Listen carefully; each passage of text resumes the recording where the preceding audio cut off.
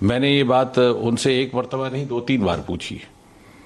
उसके उपरांत मेरे हमरा केंद्रीय गृह सचिव थे, उन्होंने भी पूछा कि will you immediately and this धरना इफ़ यू गेट एश्योरेंस। बोले हाँ।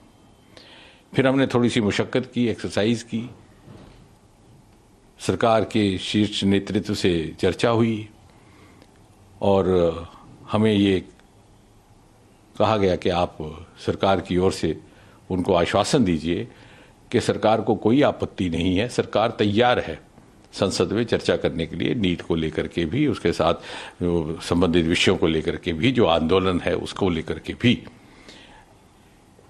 हमने जब ये बात वहीं पर राहुल गांधी जी के आगे दोबारा रखी तो बोले कि साहब मुझे तो शिक्षा मंत्री का इस्तीफा भी चाहिए। तो हमने कहा साहब अभी कुछ ही क्षण पहले आपसे बार बार जब पूछा गया कि आपका क्या मुतालबा है तो आपने ये कहा था कि अगर मुझे ये आश्वासन दिया जाए कि संसद में कांग्रेस पार्टी को भारत सरकार चर्चा करने देगी या करने के लिए तैयार है तो मैं तुरंत ये धरना समाप्त कर दूंगा। लेकिन अब आप अपनी बात से हट रहे हैं। तो बोले साहब ये तो मेरी मर्जी है, मेरी मांगें बदल चुकी हैं। हमने कहा साहब this is not fair, you are changing the goal post. बोले दिस इज माई विश।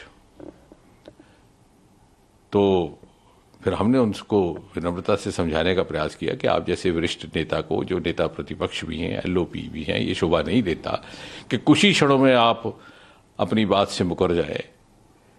जब सरकार ये कह रही है कि संसद में चर्चा के लिए तैयार है, ना केवल इस विषय को लेकर बल्कि इस विषय के साथ संबंधित अन्य सभी विषयों को विस्तृत चर्चा के लिए तैयार है, तो बोले साहब नहीं, हम तो यहीं बैठेंगे, आप हमें उठा लीजिए।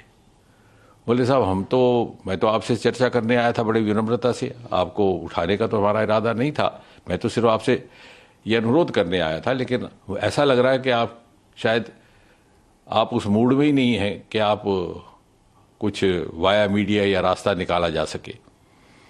तो बोले आप जो मर्जी इसका निष्कर्ष निकालिए।